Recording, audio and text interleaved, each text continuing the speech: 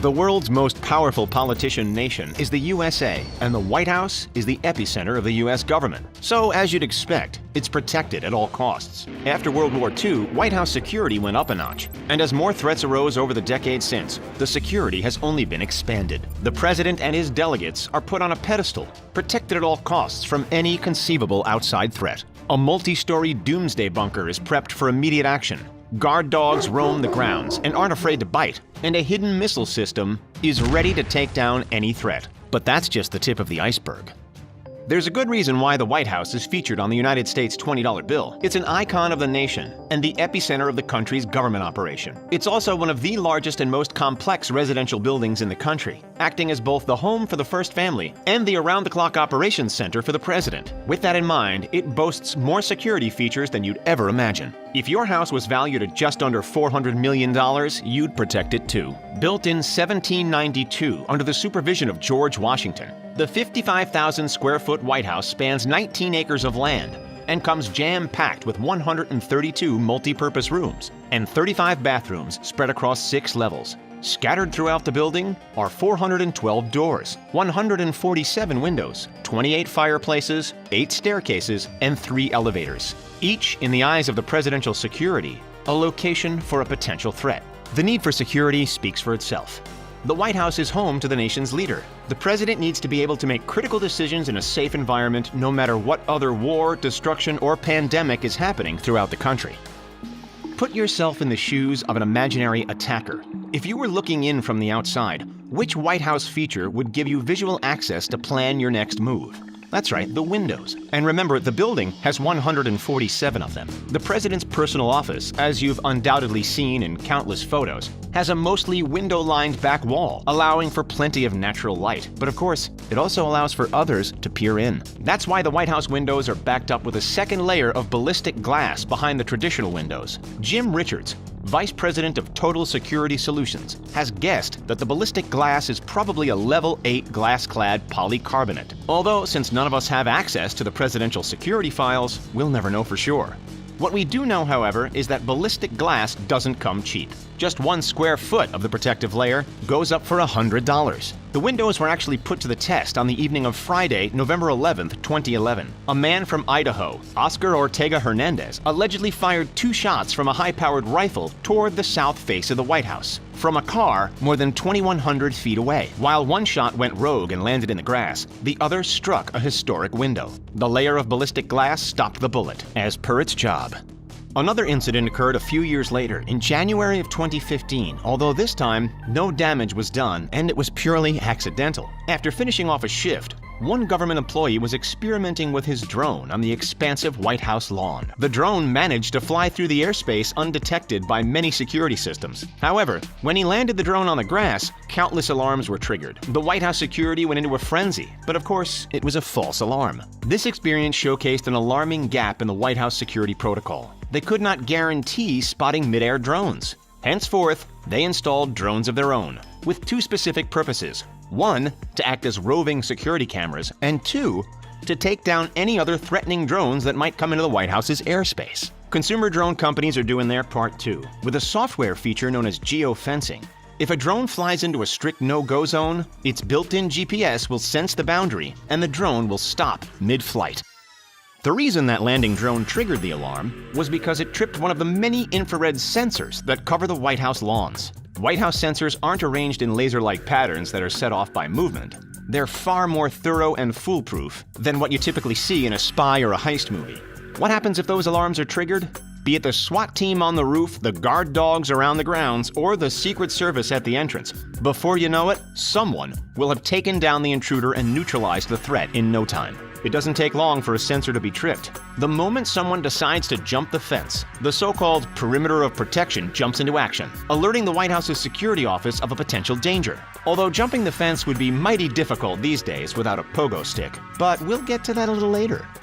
Now about those cunning Secret Service agents we mentioned. There are close to 1,200 Secret Service agents posted around the clock, 24 hours a day, 7 days a week, throughout not just the White House, but the embassies and diplomatic missions in Washington, D.C. However, those are only the uniformed officers. The Secret Service has 2,800 more agents which operate in plain clothes throughout the area. The Secret Service's expert tactics in both threat prevention and threat response are as important as any job in existence. Those particular agents who patrol the White House grounds are split into emergency response teams and are often hidden from the public eye, ready to pounce at any needed moment. If an alarm is triggered, rather than wait for intruders to reach their zone, they spring into action and rush to the designated area that's been breached. Armed with semi-automatic weapons, they can take down a violent intruder almost immediately. We've actually got an entire video dedicated to the Secret Service and their insane tactics. Did you know that they even have to escort the president to the bathroom? And that there's a reason why they wear such dark sunglasses? Check out that video afterward. The link is in the description.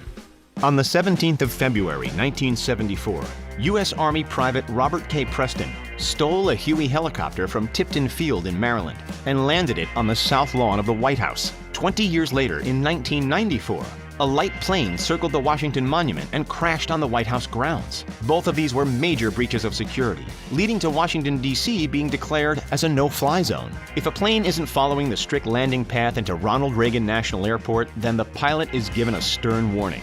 Failure to reroute following these instructions can be fatal. Why? Because countless surface-to-air missiles are located around the Capitol, ready to pinpoint any potential aerial threat and take it down before it can get anywhere close to the White House or the president. Rumor has it that one of those missile launch pads is hidden way under the White House's famous dome. However, it's unproven, and hopefully we'll never need to know for sure. While the missile launchers, hidden Secret Service teams, and infrared sensors might not be visible to the naked eye, one security feature is about as obvious as it gets. That's right, the fence. Since it was first constructed in 1801 when President Thomas Jefferson was calling the shots, the White House fence has gone through a subtle yet important transformation. In the early days, it merely served as a barricade to keep the president's livestock on the property. If an intruder wanted to jump over it, he'd barely break a sweat. These days, it's another story. Not only is the fence topped with sharp spikes to deter would-be climbers, but it also boasts an inbuilt pressure feature that alerts White House agents the moment anyone touches it with any substantial force. Far stronger than it looks. The 11-foot-tall mesh of steel and rebar is solid enough to bring charging vehicles to a halt. Even if you could somehow manage to elude the guards and hop the fence, as we've seen, there's a slew of additional security challenges that would be even harder to overcome. One of those security challenges are the Belgian Malinois dogs which patrol the grounds. Canines have been employed since 1975 to protect the Oval Office. As cute as they appear, make no mistake, they can be vicious. The Belgian Malinois is the perfect mix of gentle and brutal. They're great with kids, but take no prisoners when going after intruders. They take off like speeding bullets to subdue suspects, reaching speeds of 30 miles an hour, and have a wide 270-degree field of vision. That's why many of these dogs are used in the military. Believe it or not, one of them was even part of the team that took down Osama bin Laden. In 2014, the dog's training was put to the test. Two loyal canines, Hurricane and Jordan, responded to an intruder and took down fence jumper Dominic Adesanya. What does it take to become a Secret Service dog? On average, Secret Service dogs typically cost $6,500 to $8,500, and they must complete 20 weeks of training with handlers before they can report for duty, and usually work in the field until about age 10 before settling down for a well-earned retirement. It might come as a surprise to learn that despite all of these wild security measures, the general public is still welcome to tour the White House. Tours are offered in 11 different languages. However, not just any Joe Schmo can walk through the front doors. For anyone wanting to explore the grounds, an application must be submitted at least 21 days before the scheduled visit. This allows the security team to perform background checks on all visitors, as well as collect accurate head counts. Of course, the tours don't explore the entire property, and they stay far away from the VIPs. Historic kings and queens employed dedicated food tasters to ensure that their meals were free from poison, and it's no different in the White House. With presidential food tasters allegedly going as far back as Ronald Reagan, the Secret Service takes the necessary precaution that every meal which they haven't seen prepared in front of their very own eyes could be a potential threat. It only takes one arsenic-doused sandwich to send the US government into a tailspin. As strict as all the food supervisions are, the president, whoever it is at the time, can still go ahead and order whichever late-night craving they want for delivery. Of course, though, there's an asterisk to that. The staff order, say, a pizza to a different address, because if the delivery man or food prepper doesn't know who the meal is for, there's no reason to taint it. If catastrophe is imminent, then the White House is prepared. Beneath the picturesque North Lawn, an alleged doomsday bunker lies in waiting, ready for use at any time. According to the Washington Post reporter and Secret Service author Ronald Kessler, the facility is large enough to fit the White House workforce indefinitely, spanning at least 5 underground stories. This is rumored to have been constructed secretly in 2010, when a $376 million project was underway to improve White House electrical wiring and air conditioning. Keep in mind, however, that the White House already has the Presidential Emergency Operations Center bunker, found under the East Wing. This is where former Vice President Dick Cheney and other senior officials took refuge during 9/11. The White House is perhaps the most famous building in the world, and it has changed a lot since President John Adams moved in 1800. Yes, America's first president, George Washington, didn't live in the White House as it hadn't been built yet. Back then, it wasn't even called the White House. It didn't gain its formal title until 1901, when it was named by President Theodore Roosevelt. The home and office of the US president was previously known as a presidential palace and then later the executive mansion. Historians estimate that it cost $232,372 to build the White House, and today, the White House is believed to be worth as much as $397.9 million. Irish-American architect James Hoban was the visionary behind the White House's classic design. He was commissioned to design the White House after winning a competition along with a $500 prize. So just how big is the White House? It's about 55,000 square feet and sits on 28 sprawling acres. The palatial presidential abode has 132 rooms and 35 bathrooms spread over 6 floors. It's not always politics at the White House. Being president is by far the most difficult job in the world and obviously very stressful. If you need proof, just look at how gray former President Barack Obama's hair turned in a mere 8 years. Thankfully, there are a lot of ways for a president to unwind. Even the most powerful person in the world needs to relax sometimes. That's why the White House is filled with plenty of fun rooms for the first family to enjoy. The basement of the White House is essentially a giant shopping center filled with numerous goods and services available to the president. There's a flower shop with a wide variety of expensive and even rare flowers. Flowers are purchased in bulk and refrigerated so they can be used later on at state dinners or as decoration around the White House. As much as $252,000 worth of flowers are purchased every year for the White House.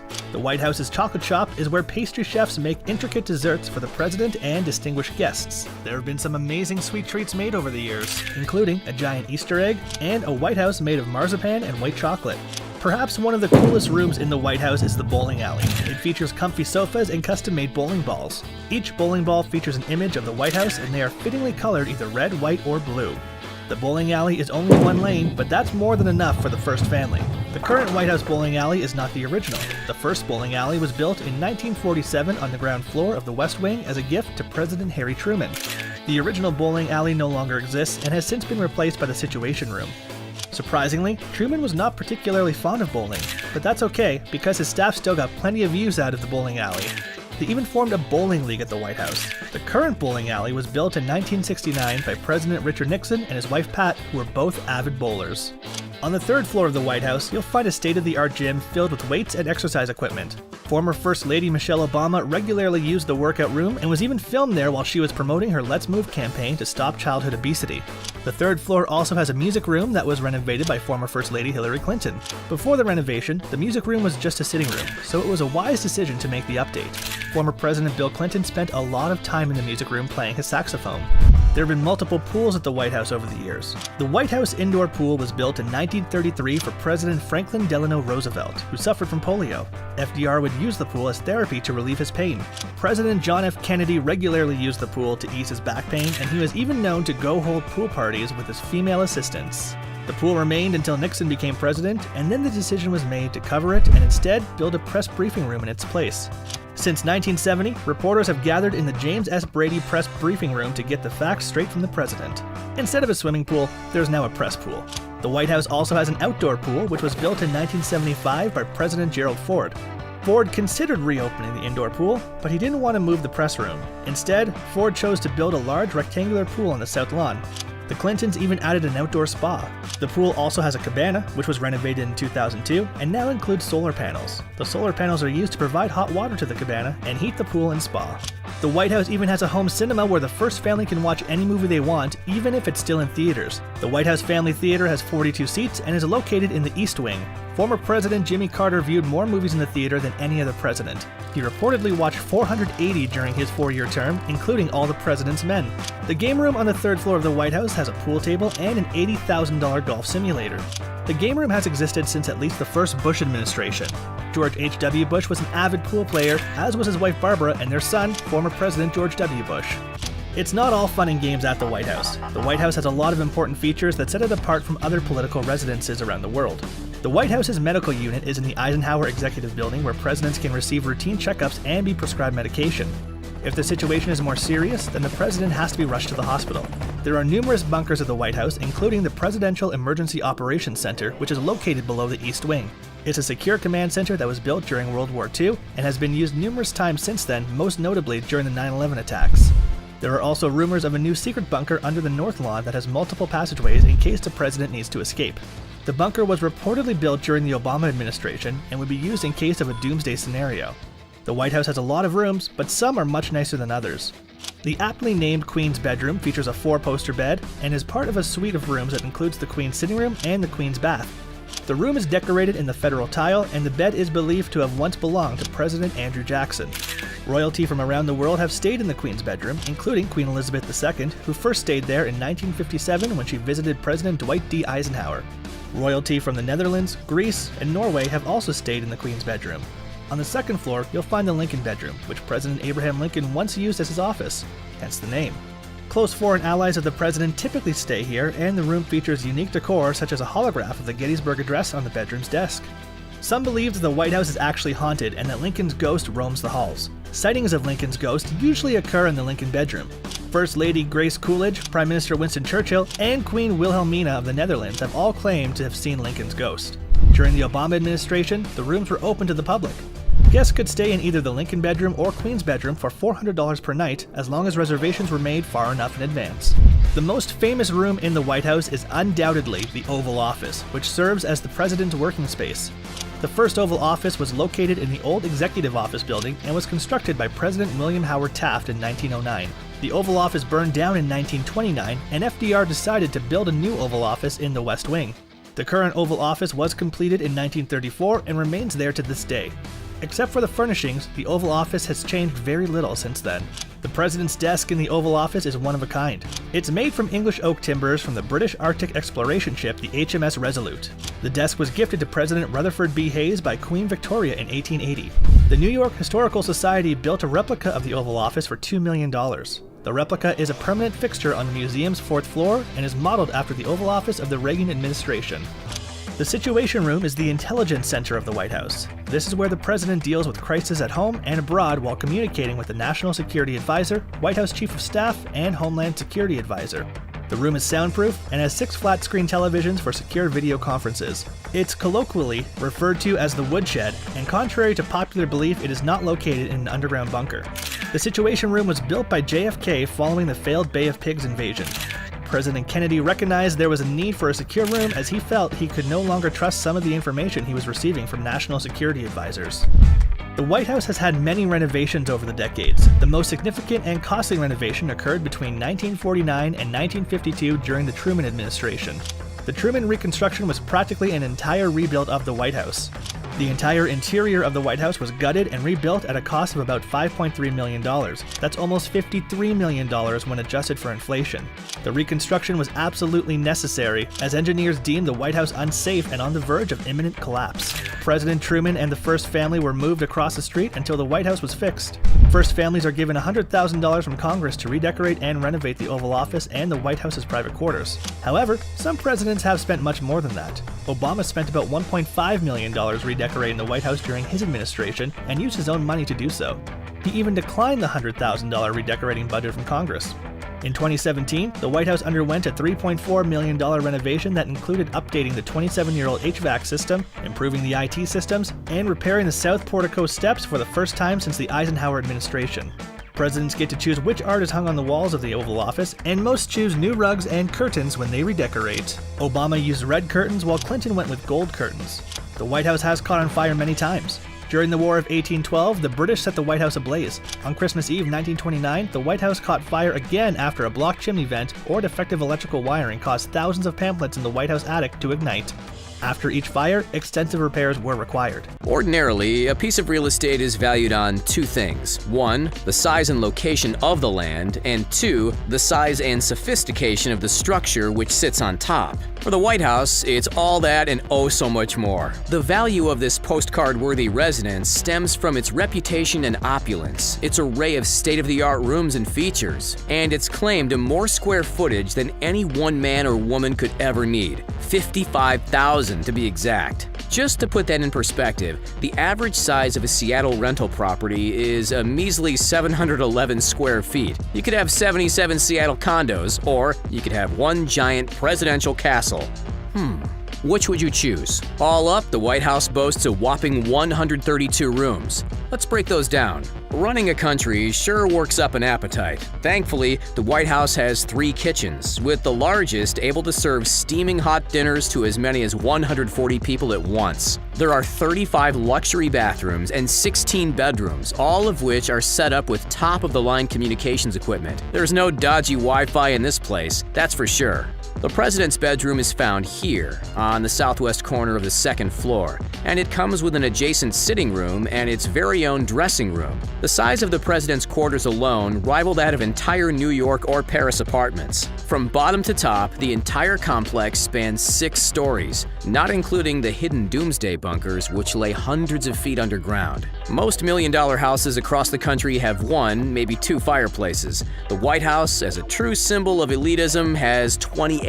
Not to mention 3 private elevators. If that weren't extravagant enough for you, there's also a secret tunnel, one which links to the nearby Treasury building. Meanwhile, the building's 3rd floor offers a solarium for soaking in the East Coast rays, a games room, a dedicated linen room, a so-called diet kitchen, and another sitting room. Some former presidents use this one as a gym, others, well, not so much. We'll let you guess who falls into which category. Capping off the extensive list of unique rooms are a basketball court, chocolate boutique, library, flower shop, dedicated security control room, panic bunker, swimming pool, spa, putting green, and cinema, which obviously overlooks the sculpture garden. And of course, we can't forget the unbeatable view from the Truman balcony. But the exorbitant cost of this far from humble abode doesn't stem solely from its many rooms. It also comes from what lies within those rooms. Priceless memorabilia line the walls, none more expensive than the collection of presidential portraits, the oldest of which dates back to Gilbert Stuart's depiction of George Washington. This painting fetched $1,025,000 at a Dallas auction, so you can imagine how much the entire collection is worth. The entire house, in fact, the entire 1600 Pennsylvania Avenue address is decked out with impenetrable security, comprising features way more expensive than we'd ever install on our own homes. We're talking infrared sensors, surface-to-air missiles, defense drones, trained canines, bulletproof windows, 3,200 special agents, and the famous anti-climb fence, which was recently upgraded as part of a $64 million renovation to the gates and entrances. So now that we've had a peek into the layout, and let's be honest, the truly excessive nature of the White House, we've got to know, how much does this one-of-a-kind pad actually cost? Put it this way, if you were able to save $50,000 a year every single year, you'd be working tooth and nail for a sinister 7,590 years in order to afford this place. Let's grab the calculator. That's a total estimated value of, $397.9 million. Insane, right? The median house price in Washington, D.C. is $626,911, which is the 2nd most expensive state across the U.S., behind, any guesses? Yep, Hawaii. So based on those numbers, you could hold the keys to either 634 neighboring D.C. houses, or you could live in the nation's focal point. Which sounds better to you? But those figures focus on buying the place. What if we just wanted to live the high life for a couple of years and then move somewhere else? We've crunched the numbers, and it's not pretty. Renting the 132-room monstrosity at 1600 Pennsylvania Avenue would set you back a tear-jerking $2.1 million every single month. over $25 million a year. Sure, it comes with unmatched security, secret tunnels, and nuclear-proof bunkers, but for those figures, you could genuinely rent your very own private island far, far away from any potential threat. Case in point, Necker Island, owned by none other and British billionaire Richard Branson. To rent this entire oceanic oasis, it'll set you back $42,000 a night. That's $15.3 million a year, about $10 million less than the White House. It's an easy choice if you ask us. Regardless, if you're looking to rent or buy the presidential parlor, it's unquestionably clear that the numbers involved are enormous. But is this famous residence so expensive that it earns itself the title of being the most costly house in America? Absolutely. The White House reigns supreme, although an honorable mention needs to go to the 10-acre Chartwell estate in Bel Air, which at one point was for sale for as much as $350 million, still $50 million shy of our main attraction. The president is the face of the nation. However, the reality is that it's an eternally tough job, and there's no way that any one person could handle it without help. In any situation, the first point of assistance is the vice president, which under the Trump administration was none other than Mike Pence. As the second in charge, Pence was both a key advisor to and a representative for the president.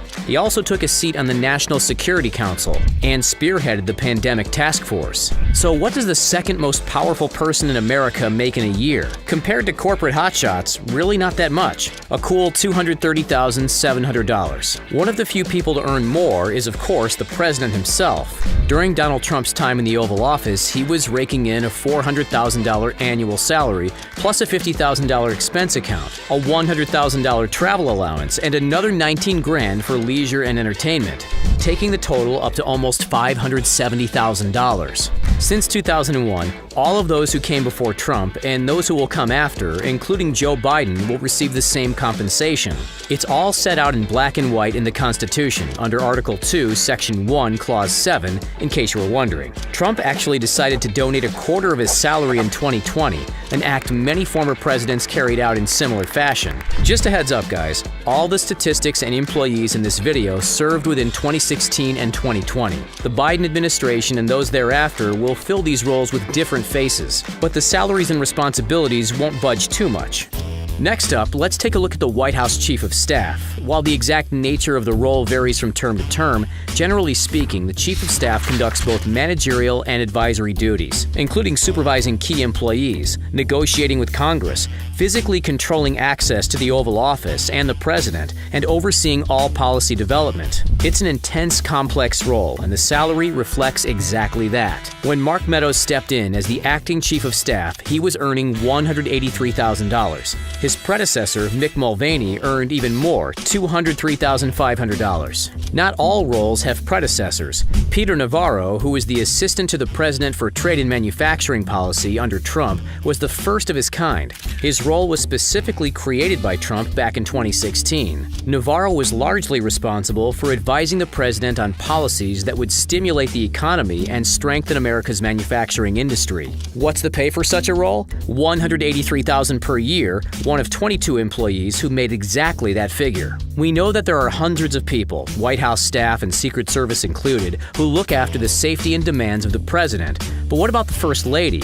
Who takes care of her needs?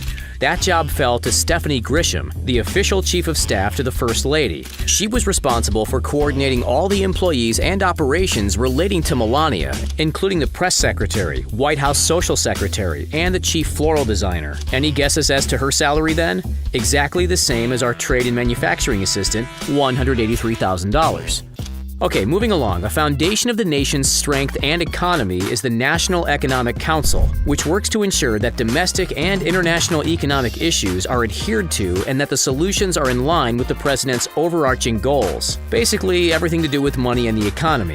One of the most important members of the NEC is the Deputy Director, aka the second in charge. During the Trump era, that role fell to Francis J. Brooke Jr., who earned a respectable $158,000 per year. However, as to be expected, the deputy director's income was heavily overshadowed by the director himself, Larry Kudlow. The former CNBC host raked in the familiar figure of $183,000 per year, which was about $7,000 more than his predecessor made under Barack Obama. Despite his role as National Economic Council Director, Kudlow's official title is the Assistant to the President for Economic Policy. As we swivel from money to tech, let's focus our attention on Roger L. Stone, the director of White House Information Technology, who boosted his bank balance with $168,000 per year. It was his duty to operate, maintain, and continually update all the IT infrastructure and services provided to the president: computers, networks, phones, and all that jazz. In an age where the need for cybersecurity is growing exponentially, having someone in this role is paramount. Interestingly enough, the White House's first ever IT director, David Ricordon, had previously worked as an engineering director at Facebook. So if the president doesn't update his own iPhone, does he book his own plane tickets? Nope, not a chance. The presidential party has its very own travel guru, officially titled as the Director of White House Travel Office. Up until 2020, that role fell on the shoulders of Bethany Pritchard, a woman who made $106,000 a year. The position takes care of all the travel plan, flight itineraries, and accommodation for not just the first family, but the entire cohort of White House press who accompany the officials on trips near and far. Travel is pretty obvious, though. So are economics and trade. What we often overlook are the mundane duties that go on in the background. Case in point, taking notes at meetings. This is Dominique Dansky-Bari, the director of stenography under Trump. The $98,900 role required her to manage an entire staff of official White House stenographers and ensure that the transcripts were delivered to the right people as quickly as possible. And arguably one of the more fun roles in politics, and certainly one of the least controversial, the social secretary, chosen by the First Lady, takes the reins of planning all the dazzling events and maintaining the social calendar. Under Trump and Melania, that role fell to Ricky Niseda, a highly experienced event planner who was more than happy to pocket the $168,000 for her efforts, a $50,000 increase compared to the salary of Obama's social secretary. Joining the roster next is the executive assistant to the president, in other words, the president's right-hand man or right-hand woman. When Trump was manning the Oval Office, that title belonged to Molly Michael. While the majority of executive assistant roles in the White House received less than $77,000 per year, Molly was the outlier, raking in $158,000 for her tireless efforts. Every president needs an assistant, but does every president need a calligrapher? Apparently so. Leanne Clark, the White House's chief calligrapher, makes a tidy $109,200 per year for her artistic talents writing invitations, certificates, name cards, and other visible documents. But one calligrapher is all we need, right? Wrong. In fact, the White House has 3 calligraphers, the least compensated of which still makes $84,400 per year. Is that an appropriate allocation of funds? That's a good question for our next staff member, Monica Ashar, the Ethics Council. Trump actually had 2 dedicated ethics councils on the payroll, but at $147,458, it was Ashar who earned the bigger bucks. Given the nature of the role as president, considering legal advice from an ethical standpoint is essential. Equally important is the president's reputation in the eye of the public, a reputation built off the back of the White House's dedicated content creators. Take senior videographer Samuel Brown, for example, who was tasked with filming all the most important moments of the Trump era. For carrying a hefty camera around at all times, he earned a comparatively low $80,000 per year. We've got videographers, party planners, calligraphers, economics advisors, and hundreds more White House positions that we didn't even have time for today.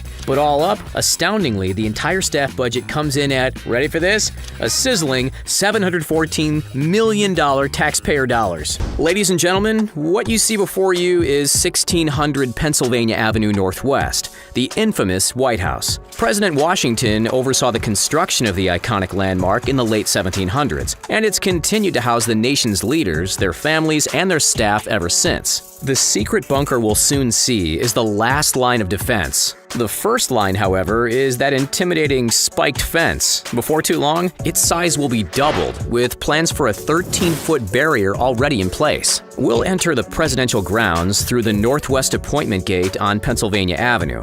Come on, let's go. Here's an armed Secret Service security guard. Expect to see hundreds more of them as we move through the area. Oh, hi. Here are our entry credentials, sir. Thank you. Be careful as we walk across the north lawn. There are infrared sensors triggered by thermal signatures everywhere, so I implore you, stay off the grass. If you don't, the Belgian Malinois guard dogs will strike, not to mention one of the 1,200 soldiers patrolling the area. That's a night vision camera, and that there is a state-of-the-art defense drone. Still, these security features are nothing compared to our underground bunkers. As we enter the main building, we'll take a sharp turn and head toward the east wing. passing through the entrance hall and the cross hall. If this were an emergency situation, we'd be forcibly escorted by Secret Service agents. Beneath the White House's East Wing is the Presidential Emergency Operations Center, otherwise known as the Doomsday Bunker. We enter through a giant pair of clunky, vault-like steel doors. You hear that hiss? That's the sound of potentially contaminated air being sealed out of the safe zone. Once we've provided biometric access with fingerprint and retina scanners on this device, we'll descend 5 stories underground via the secret elevators. Take a look around. Here are the flat-screen televisions, which the president uses to stay updated with current events, and here are the satellite-connected phones, which connect with the Pentagon at the touch of a button. Oh, we've got a question. How do we know that the bunker is 1,000 feet underground? Well, the White House claims that this bunker is nuclear-proof. The most powerful American nuclear warhead can blast up to 1,000 feet deep, meaning that the presidential bunker must be at least that far below the surface. Here's the famous conference room. Recognize anything?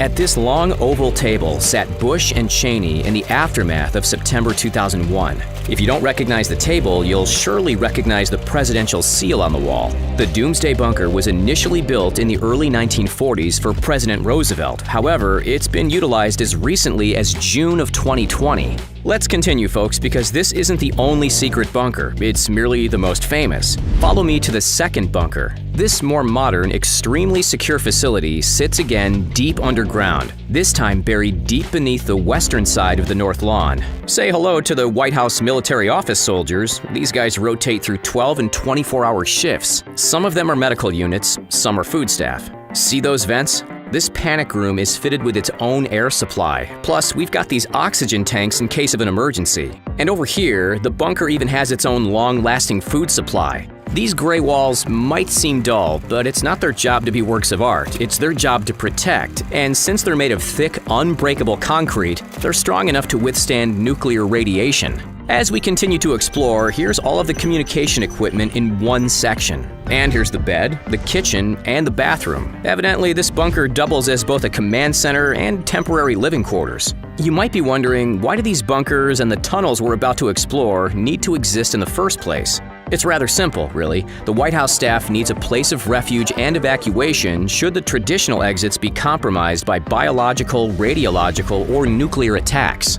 Now come with me, let's show you those tunnels. This is actually a whole network of underground passages and rooms buried beneath the White House. This tunnel connects the East Wing to the West Wing. It's also rumored that an entire system of passages run all over Washington, D.C., with routes to Blair House, Camp David, and the Pentagon. The echoing tunnels are totally soundproof from the outside world. All we hear are our own footsteps. If you take this path, you'll end up in a bowling alley in the White House basement under the North Portico. If you take this one, you'll end up at the little-known presidential dentistry room. Or if you take this one, no kidding, you'll find yourself at the secret White House chocolate shop.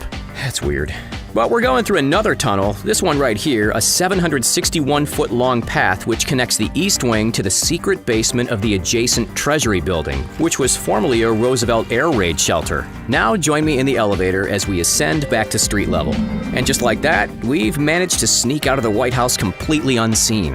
Which secret location should we tour next? Let us know in the comments down below. Don't forget to like this video, subscribe to The Richest, and have a great day. Catch you next time.